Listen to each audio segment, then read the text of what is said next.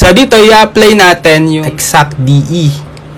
So, gagamit tayo dito ng partial derivative. Okay? So, di ba meron tayong form ng DE lagi na m of x, y dx plus n of x, y dy equal 0. In case na hindi ito exact, okay, pwede nating mahanap yung integrating factor by formula para kapag minultiply natin dito sa original DE is magiging exact siya. Then, kung exact na, apply na natin yung method na tinuro ko sa inyo kung paano mag-solve ng exact DE. So, i-review pa rin pala uli natin ngayon yun dito. Okay? So, paano? Paano yung formula? So, sabi, if 1 over n times partial derivative ng m with respect to y minus partial derivative ng n with respect to x is equal to a function of x alone, ibig sabihin, walang y, x lang, then, pwedeng maging integrating factor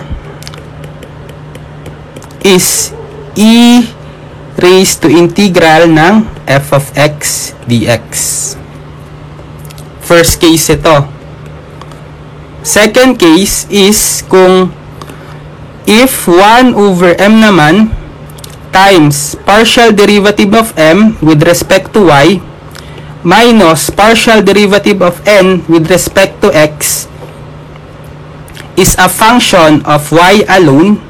So, puro y lang yung variable, walang x. Pwede ring maging integrating factor. Ito. Ang formula is e raised to integral ng negative integral ng g of y dy. Okay? So, ito yung dalawang formula natin for determination of integrating factor. So, pag na-compute na natin itong integrating factor na to by this formula, i-multiply natin both sides ng DE by this integrating factor and then, magiging exact na yung DE. So, kapag exact na, pwede nyo nang gamitin yung method sa pagsasolve ng exact DE. Example na tayo dito. First problem. X squared plus y squared plus 1 dx plus x times x minus 2y dy equals 0. So, ano muna yung m of x, y? M of x, y is yung function na nakamultiply sa differential dx. Ito, x squared plus y squared plus 1. Ano naman yung n of x, y? Yung function na nakamultiply sa dy, itong whole expression, x times x minus 2y. Okay? Anong first step? Hanapin natin muna itong partial derivative of m tsaka with respect to y at partial derivative of n with respect to x. Tapos, check natin, makikita natin na hindi exact. So, tandaan nyo, magiging exact ang DE if partial derivative of m with respect to y is equal to partial derivative of n with respect to x. So, check natin. Hindi ito exact eh.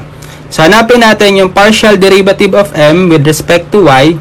Ibig sabihin nito, yung y, with respect to y, yung pagdi-differentiate natin, tapos lahat ng variable na x is i-consider natin as constant.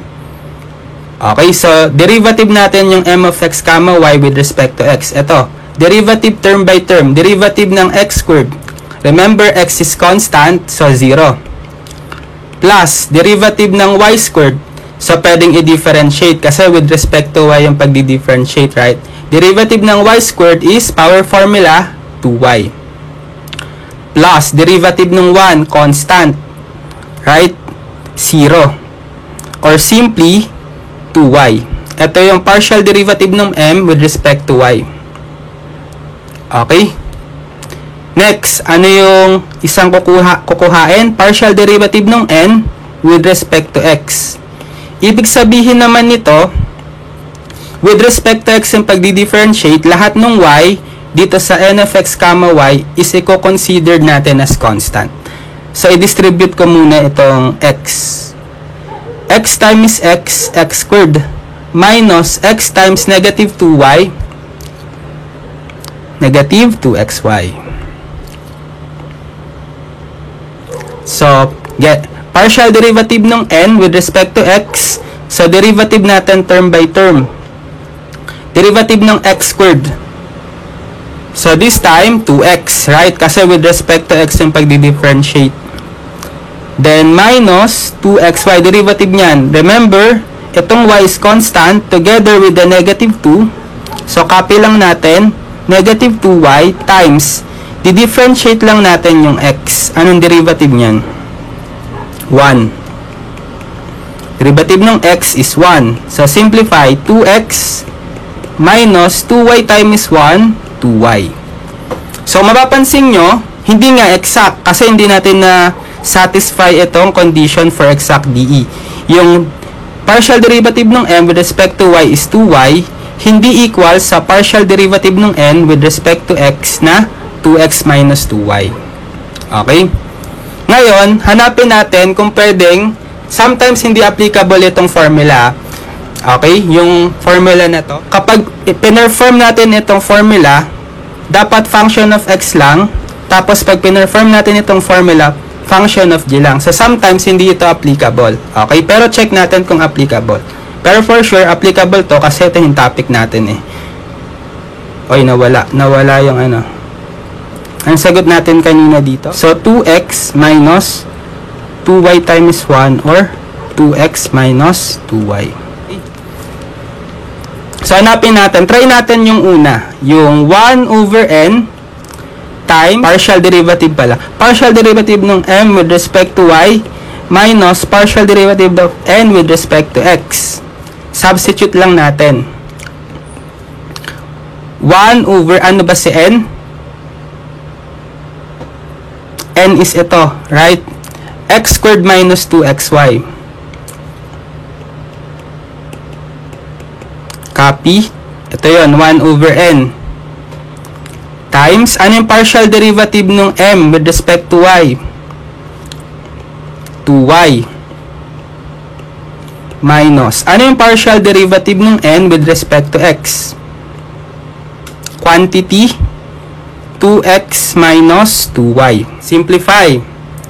So, gagawin natin single fraction. Yung numerator is 2y.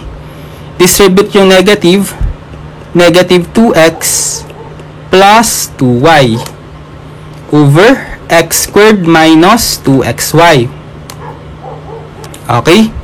So, combine similar terms sa numerator. 2y times 2y plus 2y is 4y minus 2x. Tapos, i-factor out ko dito yung common monomial factor. Pwede yung x. So, magiging x times quantity x minus 2y. Tapos, if-factor out ko pa sa numerator yung common monomial factor na 2. Or gawin ko negative 2. Factor out ko yung negative 2 sa numerator. So, itong 4y magiging negative 2y. Tapos, itong negative 2x, pag in-factor yung negative 2, positive x. Over x times x minus 2y. So, cancelable ito. By commutative, equal lang yung negative 2y plus x saka x minus 2y. So, negative 2 over x. Ano napansin nyo? Function of x lang. Diba yun yung ano natin? Yung condition natin sa formula 1. Dapat maging function of x lang. So, therefore, pwedeng maging integrating factor itong e raised to integral ng f of x dx. So, in case na hindi naging function of x lang ito, hindi pwede. Kung nagkaroon kayo ng y dito, after nyo simplify. Pero, since function of x nga lang, pwede natin gamiting integrating factor is e raised to integral ng, so parang ito yung f of x. F of x dx. So, e raised to integral ng negative 2 over x dx. So, paano ito integrate? E raised to itong negative 2 gilid. Integral na lang ng dx over x. So, E raised to negative 2. Ano integral ng ano? Dx over x. Ln x. Huwag na lalagyan ng plus c. Tapos, by property ng logarithm, yung ln x to the n is the same as n ln x. Pwede nyo iangat itong negative 2 as exponent ng x. So, e raised to ln x raised to negative 2. Tapos, by property uli ng logarithm, kapag meron kayong e raised to ln of something, cancelable yan, matitira lang is x. So, pwede nating makancel to, matitira is x raised to negative 2.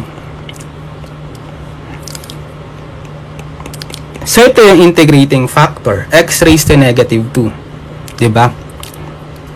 So, anong gagawin? Sabi, kapag nakuha na natin yung integrating factor, i-multiply natin both sides of the original DE by this integrating factor. So, copy natin. Ano ba yung original DE? Multiply natin sa nakuhang integrating factor, x raised to negative 2. So, distribute nyo lang to dito sa first part. X raised to negative 2 times x squared cancel, right? 1 plus x raised to negative 2 times y squared is x raised to negative 2 y squared plus 1 times x raised to negative 2 x raised to negative 2 times dx. Tapos, dito, multiplyan din natin ng x raised to negative 2. So, ito ay x squared minus 2y, right? Pag dinistribute nyo yung x. Tapos, multiplyan nyo term by term nitong x raised to negative 2. So, x raised to negative 2 times x squared is 1. Tapos, x raised to negative 2 times negative 2y, negative 2x raised to negative 2y dy equal to 0. Okay? So, apply natin yung pag-solve ng exact DE. So, paano ulit? Gagamitin natin yung total differential ng f. Hanapin natin yung f. So, partial derivative ng f with respect to x times dx plus partial derivative of f with respect to y times dy. Tapos, yung form natin ng DE is m of x comma y dx plus n of x comma y dy equals 0. So, kapag in-equate natin yung total differential sa 0, therefore, partial derivative of f with respect to x times dx plus partial derivative of f with respect to y times dy is equal to 0 na. So, pwede nyo i-compare ngayon itong form. So, equate nyo itong partial derivative ng f with respect to x dito sa m of x comma y. Equation 1. Tapos, itong partial derivative of f with respect to y dito sa n of x comma y. Equation 2. So, gagamitin ngayon natin to. Ano ba yung magiging ano natin? M of x comma y.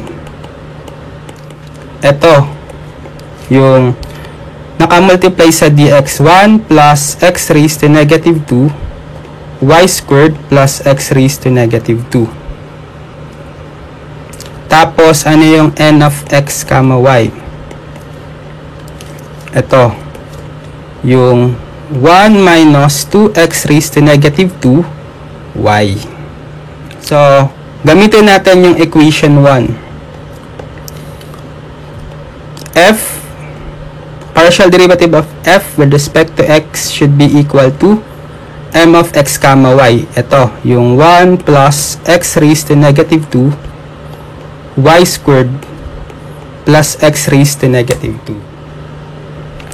Tapos, i-cross multiply or multiply both sides by dx. Cancel. Partial derivative of f or simply differential f is equal to 1 plus x raised to negative 2 y squared plus x raised to negative 2 dx. So, integrate natin to both sides. So, ano magiging f? Integral ng df. F lang, right? Tapos, pag in-integrate natin ito, dapat with respect to x. Kasi yung differential natin is dx, right? So, ibig sabihin, lahat ng y is considered as constant dito. So, integrate nyo term by term. Integral ng 1, x. Plus, integral ng x raised to negative 2 y squared. So, yung y squared is constant. Copy. Ano integral ng x raised to negative 2? Power formula, x raised to negative 1 over negative 1. Alright? Plus, ano integral ng x raised to negative 2? Ganun pa rin. X raised to negative 1 over negative 1. Tapos, lagi mag-a-add kayo ng yung constant nyo, gagawin yung function of y. Okay? So, f now is equal to x. So, y squared times x raised to negative 1 over negative 1. Negative y squared over x. Kasi x raised to negative 1. Tapos, x raised to negative 1 divided by negative 1. Negative 1 over x. Plus h of y. Ngayon, gagamitin natin yung equation 2. Dapat, itong partial derivative of f with respect to y is equal sa n of x comma y. So, di-differentiate muna natin itong f na nakuha natin. With respect to y. Ibig sabihin, constant naman si x, lahat ng may y, yun yung i-differentiate natin. So, derivative ng x, constant yan, diba? 0. Minus itong 1 over x, constant, copy, derivative ng y squared, 2y. Minus, constant itong 1 over x, 0, derivative. Plus, anong derivative ng hy? Gawin nyo na lang h prime of y. Okay? So, simplify. Partial derivative of f with respect to y is equal to 0 minus 1 over x times 2y, negative 2y over x minus 0 plus h prime of y. Okay? So, equate ngayon natin dito sa n of x comma y. Okay? So, magiging negative 2y over x equal to 1 minus 2x raised to negative 2. 1 minus 2x raised to negative 2 over y. So, parang may mali tayo kasi hindi na-cancel. Check natin, ha. May namali ba ako ng kopya? Okay, isa-isahin natin.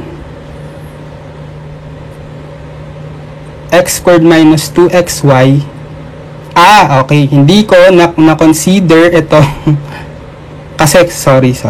Mali agad ako dito sa pag-multiply. So, minsan nagkakamali din talaga. So, dapat 2xy to. So, minus 2xy.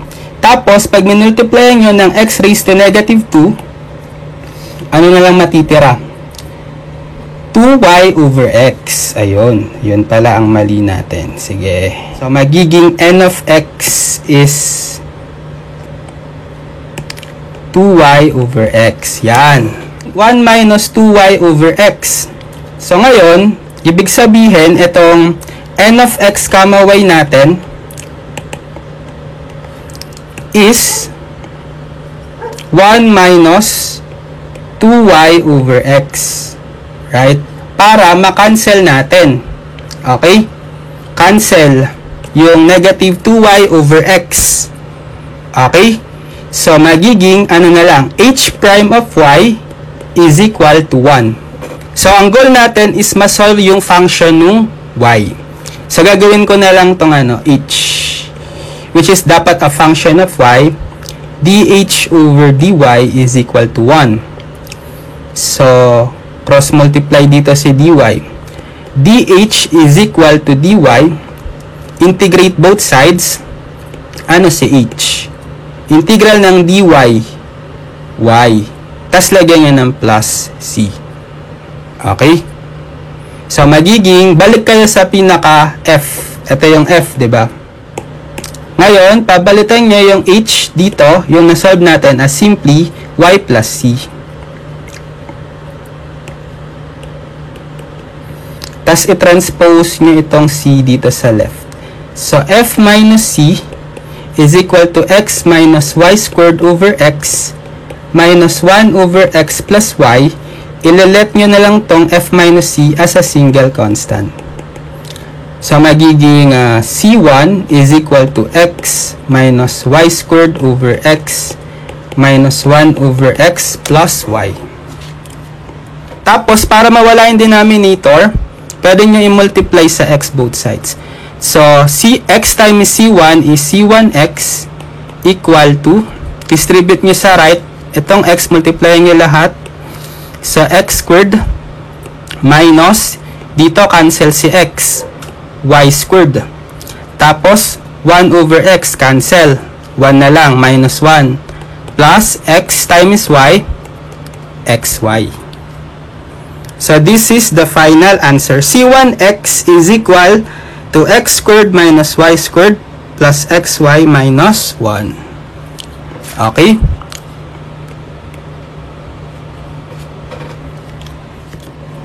Y times 2x minus y plus 1 dx plus x times 3x minus 4y plus 3 dy equals 0.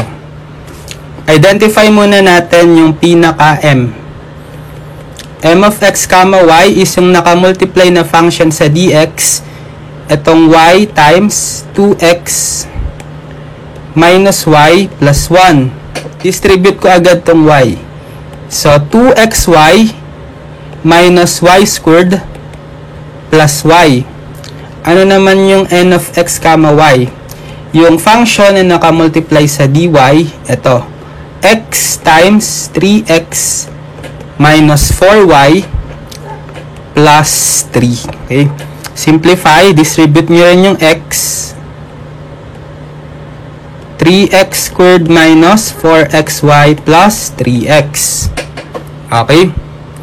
So, anong first step? Kailangan natin yung partial derivative of m with respect to y. Tsaka partial derivative ng n with respect to x. So, hanapin natin yung partial derivative ng m with respect to y. Ito yung m. Constant si x.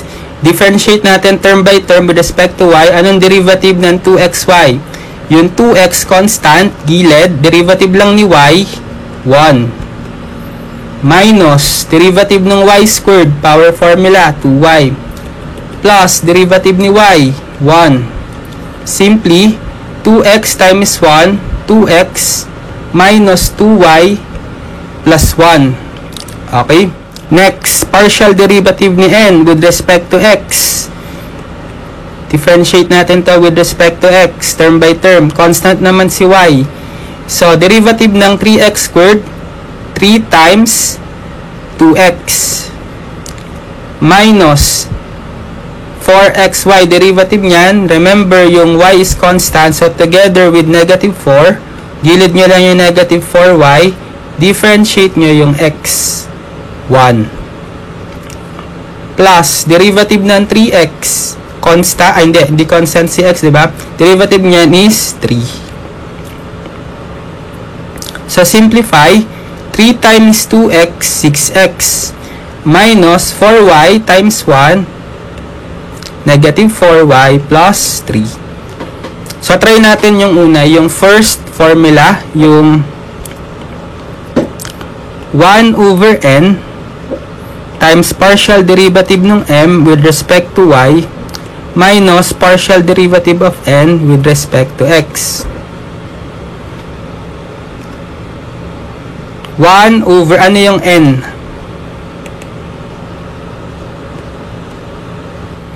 3x squared minus 4xy plus 3x times partial derivative ng m with respect to y. Nakuha natin ito, 2x minus 2y plus 1 minus partial derivative ng n with respect to x. Nakuha natin is itong quantity 6x minus 4y plus 3. Simplify nga natin kung pwede bang maging in terms of x lang to. So, 2x minus 2y plus 1. Ito, copy ko to tapos distribute ko yung negative dito sa 6x minus 4y plus 3. Negative 6x plus 4y minus 3. Over ito, 3x squared minus 4xy plus 3x.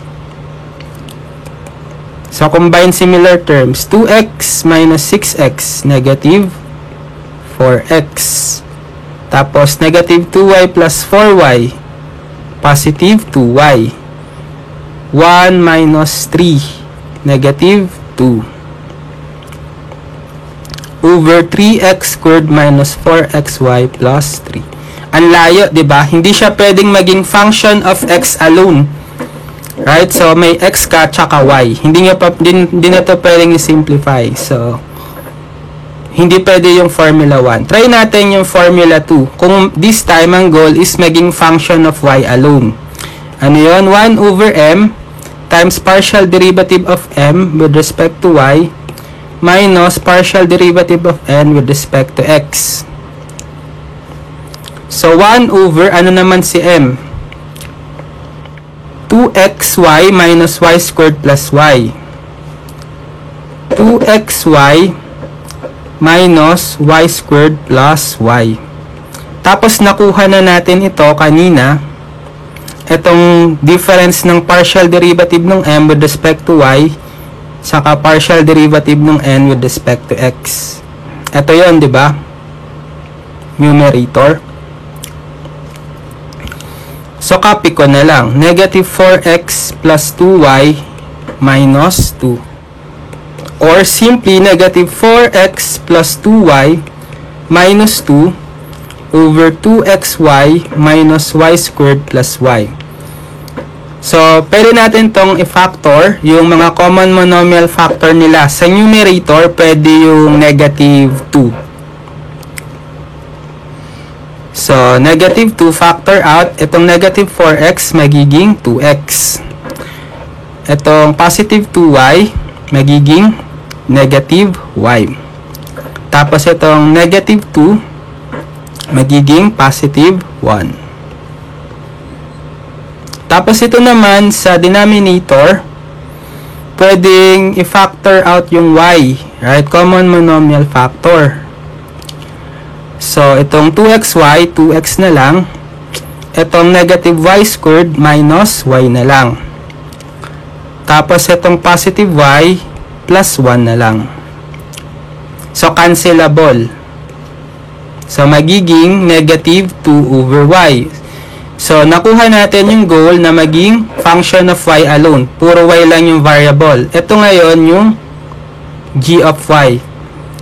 kanina sa formula. Ano yung formula kapag g of y lang?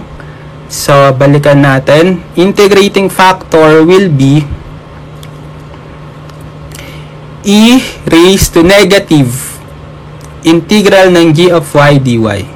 So, makukuha natin yung integrating factor.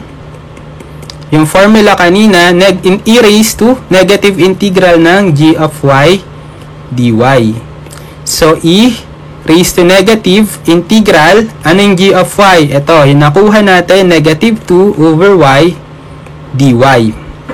Tapos, yung negative 2 constant, gigilid nyo sa integral, e raised to negative of negative 2, so times negative 2. Integral ng dy over y, or e raised to negative times negative 2, positive 2. Sige, sagutan na natin. Ano yung integral ng dy over y? ln y. Tapos, property ng logarithm, iaangat ko tong 2 as exponent ng y, magiging e raised to ln y squared, right? Tapos, property uli ng logarithm, cancel to, magiging simply y squared. So, ito yung integrating factor. Simply y squared. So, after makuha, anong gagawin? I-multiply natin yung original DE. Copy ko.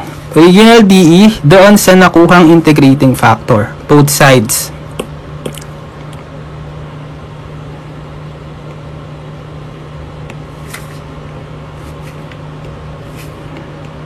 Times both sides natin yung integrating factor, y squared. So, ito, y squared times y cubed. So, sige, distribute ko na para nakasimplified. Y cubed, distributan nyo lahat ng term ng y cubed, magiging 2xy cubed minus y to the fourth plus y cubed dx. Plus, ito rin, ano to? Plus to, diba? 3x minus 4y plus 3. So, y squared times x. So, xy squared, distributan nyo lahat ng term ng xy squared.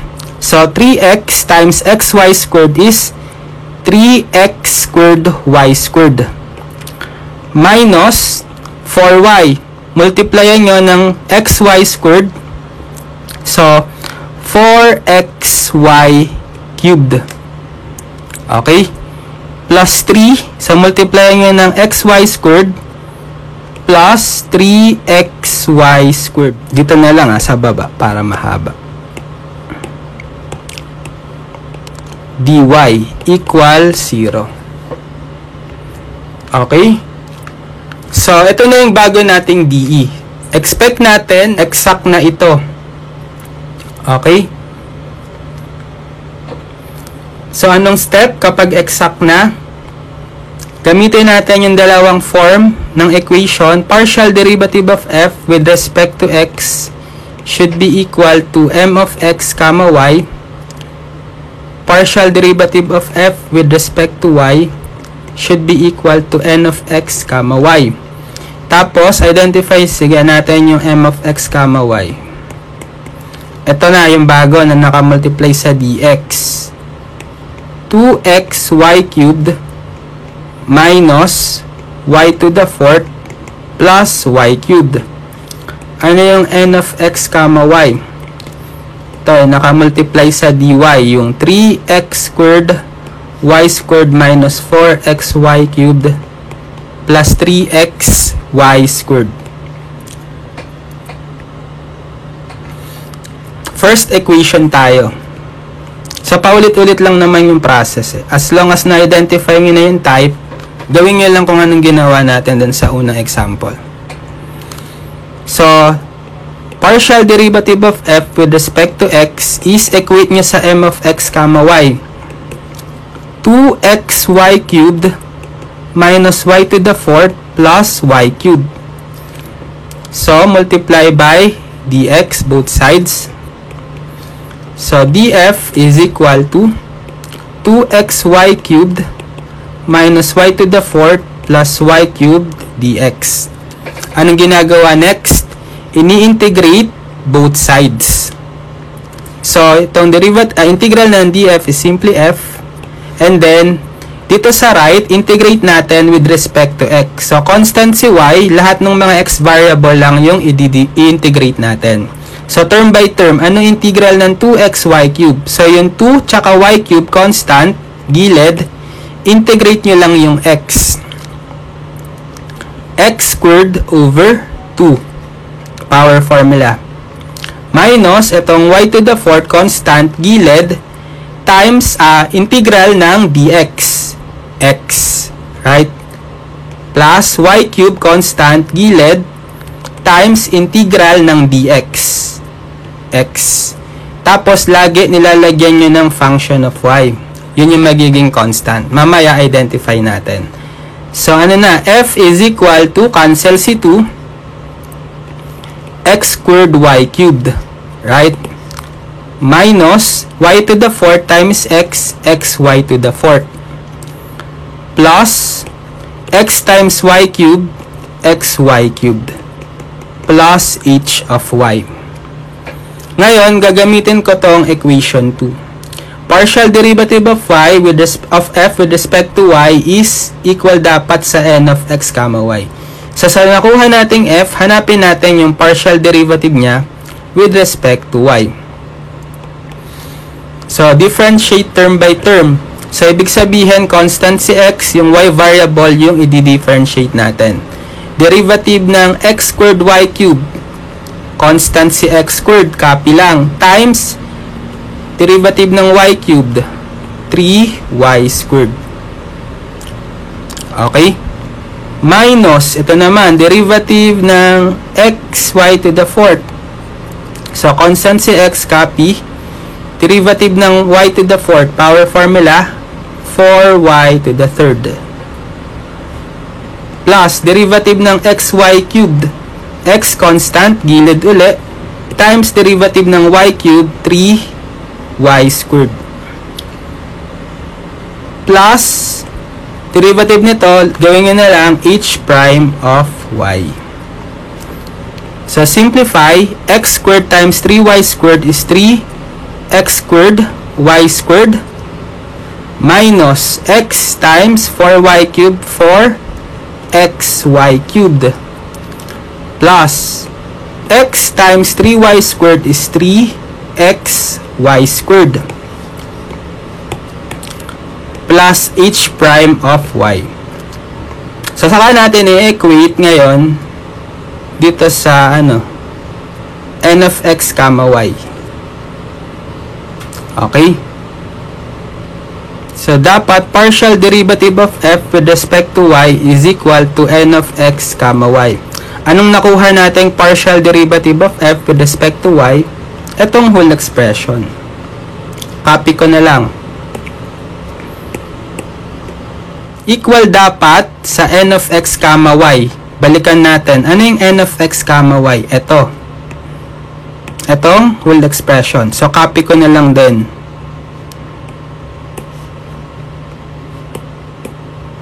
So, dapat maka-cancel to. Tama kaya tayo?